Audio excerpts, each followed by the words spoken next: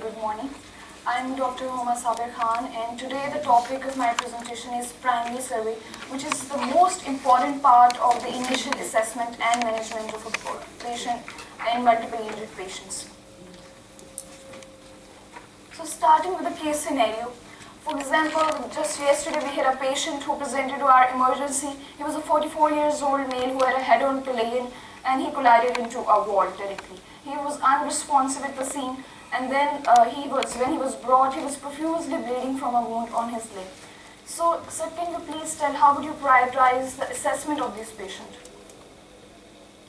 First of all, examine the area of the patient, see whether it's patient, and then I'll go for breathing and I'll go for circulation. And I will stop that bleeding by direct pressure from there. And I'll put in an IV. Very well said. So you want to go in a sequential method, that is ABC. So this is it. The objective of my talk is to identify the correct sequence of priorities to assess a patient in primary service. I would emphasize the correct sequence of priorities. So coming to primary survey. So what is primary survey? What do you think? What is primary survey? In primary survey, we have to check sequentially from the airway, circulation, Okay.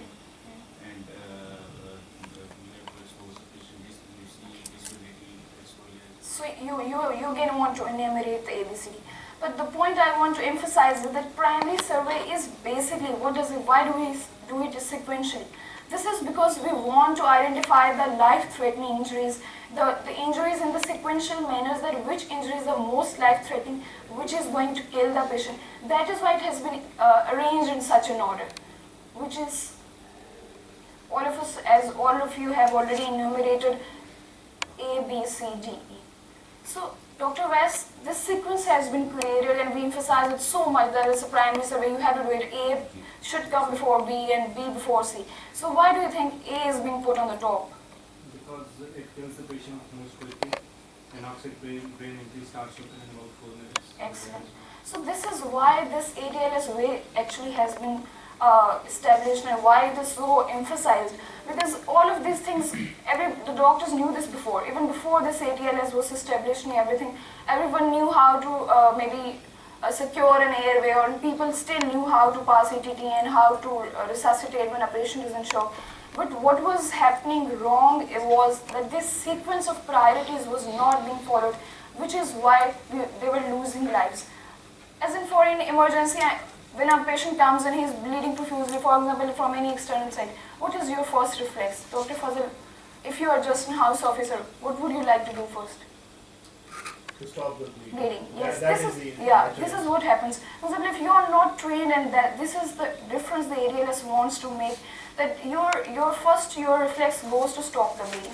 But what we emphasize is that you should always assess the patient in this sequence. That is, airway should come before breathing, breathing before circulation, because airway would kill the patient before, if it is obstructed, before the patient exsanguinates or loses his blood volume. So you have to secure it first, then you go for breathing, and then you would proceed to circulation, and that is if the patient is shocked, you resuscitate, and then you assess the disability neurological status.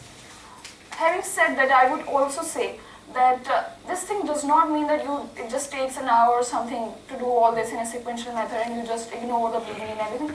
When you are in a trauma setting, you are acting actually as a team, and all those things are being done simultaneously.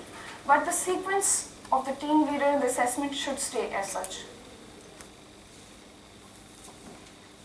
So are there any questions about this primary sequence? Yes, sir.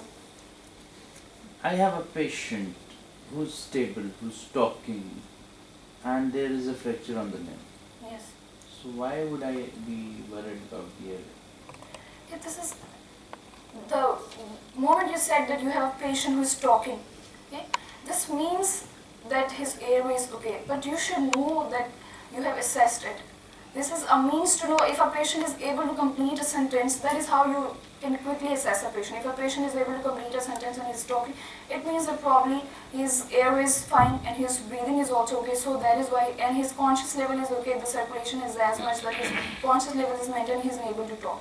But if a patient is unresponsive and we're just going to manage the X-ray first, you lose the patient. the fracture first. The fracture is not going to kill the patient. Yeah, I know.